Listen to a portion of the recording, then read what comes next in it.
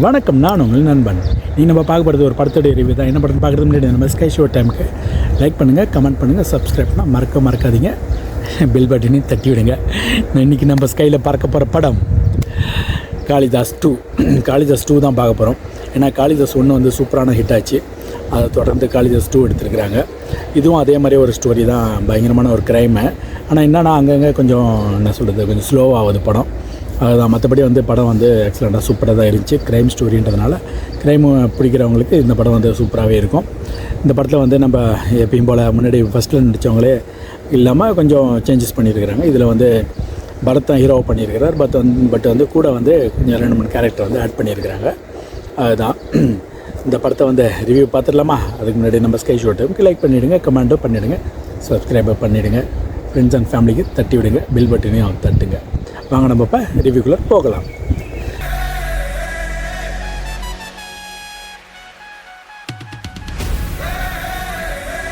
காளிதாஸ் 2 இந்த படத்தோட டேரக்டர் பார்த்திங்கன்னா ஸ்ரீ செந்தில் தான். அப்புறம் வந்து கூட வந்து சப்போர்ட்டிங்காக பார்த்திங்கன்னா மியூசிக் வந்து சூப்பராகவே இருக்குது. நம்ம ஷாம் சிஎஸ் தான் பண்ணியிருக்கிறாரு.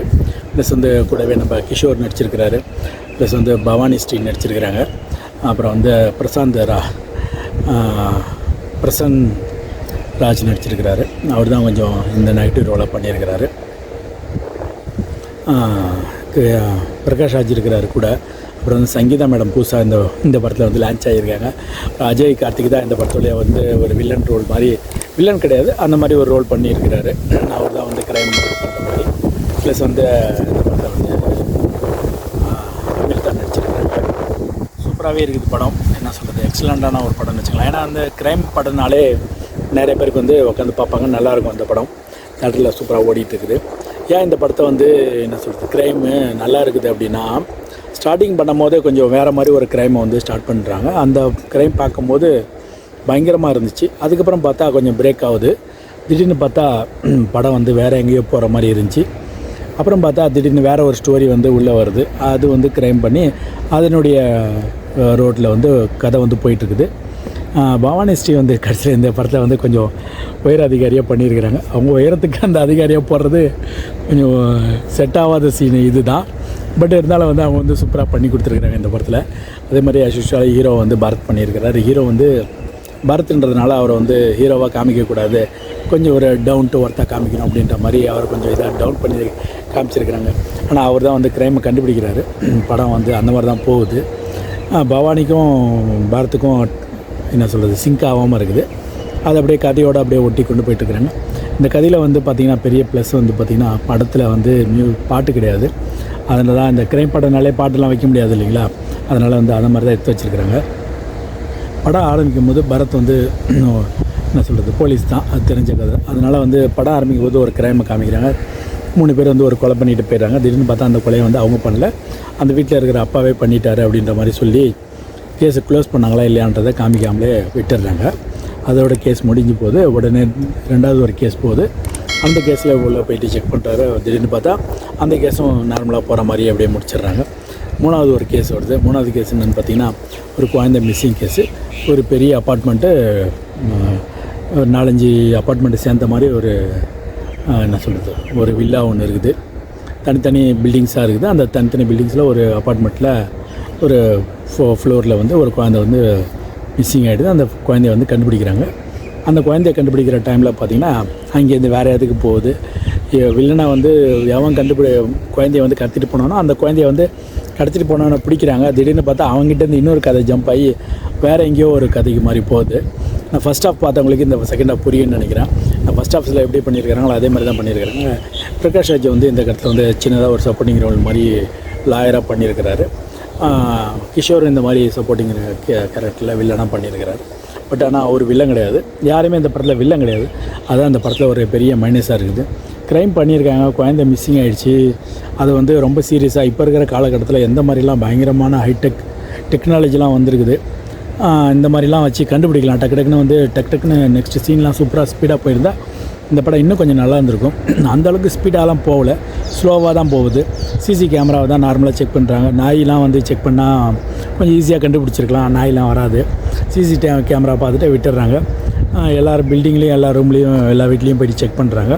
அங்கே உடனே ஒரு கஞ்சா வச்சுக்கிட்டு பசங்க வந்து நியூ இயருக்கு என்ஜாய் பண்ணிகிட்டு இருக்கிறாங்க. அந்த மாதிரி சீன்லாம் வந்து தவிர்த்துருக்கலாம், தேவையில்லாத சீன் இது. ஆனால் வந்து அந்த கஞ்சா இதுலேருந்து ஒருத்தவன் தான் வந்து மெயினாக வந்து பண்ணியிருப்பாங்க. அதுதான் வந்து சூப்பராக இருக்கும். கிளைமேக்ஸ் வந்து ஒரு பயங்கரமான சஸ்பென்ஸ் தான். ஏன்னு வச்சுங்களேன், நம்ம இவன் தான் கொலையாளியாக இருப்பான் அப்படின்னு சொல்லிட்டு நம்மளுடைய தாட்டை வந்து அந்த பக்கமாக திருப்பி விட்டுட்டு கொலையாளியாக வந்து வேறு யாரோ ஒருத்தவங்க காமிச்சிருப்பாங்க. சங்கீதா மேடம் இந்த படத்தில் வந்து சூப்பராக நடிச்சிருக்கிறாங்க. ஏன்னா அவங்களுக்கு வந்து இம்பார்ட்டண்ட்டாக இருக்குமா அப்படின்னு பார்த்தா கிளைமேக்ஸில் பார்த்திங்கன்னா அவங்களுக்கு பயங்கரமான இம்பார்ட்டண்ட்டாக இருக்கும். ஏன்னா ஸ்டார்டிங்லேருந்து போகும்போதெல்லாம் ஒரு என்னடா அது குழந்தை மிஸ் ஆகிடுச்சு, மொக்கத்தனமாக வேறு எங்கெங்கேயோ போயினுக்குது, என்னடா இது ஸ்டோரி அப்படின்ற மாதிரி தான் இருந்தது. கிளைமேக்ஸுக்கு முடியும் போது பார்த்திங்கன்னா அது எல்லாத்துக்கும் கொண்டு வந்து சேர்த்துருப்பாங்க.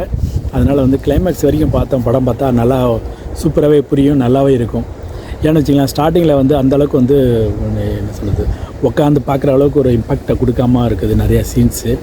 ஏன்னா வந்து குழந்தை மிஸ்ஸிங்கு, அதுக்கு முன்னாடி ஒரு க்ரைம் நடந்தது, அந்த க்ரைமை பற்றி எந்த ஒரு லிங்க்குமே இல்லாமல் இருக்கணும். அதே மாதிரி வந்து இவங்க ஒய்ஃபோ இல்லை வேறு ஏதோ வந்து ஃபேமிலியை டிஸ்டர்ப் பண்ணுற மாதிரிலாம் எதுவுமே காமிக்கவே இல்லை. ஒரு போலீஸ்காராக இருக்கிறார், போலீஸ்காரர் வந்து ஒரு கேஸை பார்க்குறாரு, உடனே அடுத்த கேஸுக்கு போகிறாரு, அதுக்கப்புறமேட்டா இன்னொரு கேஸுக்கு போகிறாரு, இன்னொரு கேஸுக்கு இவங்க வந்து பெரிய அதிகாரியாக வந்து பவானி வராங்க. அதுக்கு மேலே இருக்கிற பெரிய அதிகாரியாக ஒருத்தர் வந்து இந்த மாதிரிலாம் பண்ணாதீங்க, இந்த கேஸ் வந்து கண்டுபிடிச்சி கொடுங்க அப்படின்ற மாதிரி சொல்கிறாரு.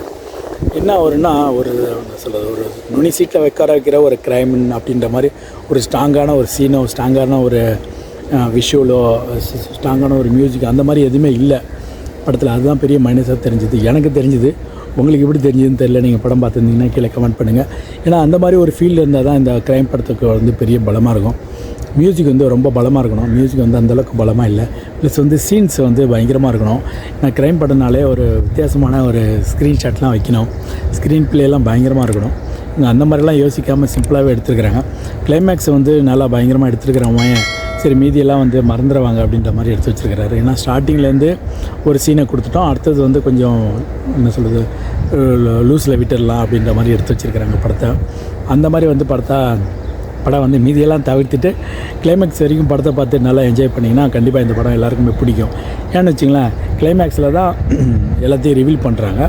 பட் இருந்தாலும் அதுக்கான முன்னாடி இருந்ததெல்லாம் பார்த்திங்கன்னா, என்னடா அது இதுக்காகவா இப்படி நடந்துச்சு அப்படின்னு டக்குன்னு ஒரு 4-5 சீனை உள்ளே போட்டு க்ளோஸ் பண்ணுற மாதிரி இருக்கும் படம். சூப்பராகவே இருந்துச்சு. என்ன வச்சுங்களேன், க்ரைம் படம்னாலே இவங்க தான் நம்மளை கொலைகாலின்னு கண்டுபிடிக்க முடியாது, மற்றவன் தான் கொலை பண்ணியிருப்பான். அதுதான் இந்த படத்தையும் எடுத்து வச்சுருக்கிறாங்க. பட் இருந்தாலும் வந்து க்ரைம் படம்ன்றது நல்லாவே தான் இருக்குது. நான் காளிதாஸ் 2 1 எப்படி இருந்துச்சு அந்த மாதிரி தான் 2வும் இருக்குது. கண்டிப்பாக போய் தேட்டரில் போய் என்ஜாய் பண்ணி பார்க்கலாம். அந்த ரேஞ்சில் தான் இருக்குது படம்.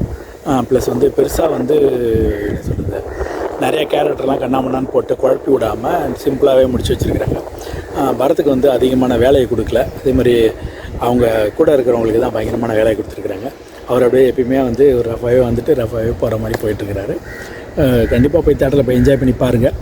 ஒரு விஷுவல் ட்ரீட்டாக தான் இருக்குன்னு வச்சுங்களேன் இந்த படம். மீண்டும் வேறு என்ன படம் போடலான்னு சொல்லிட்டு சொல்லுங்கள்.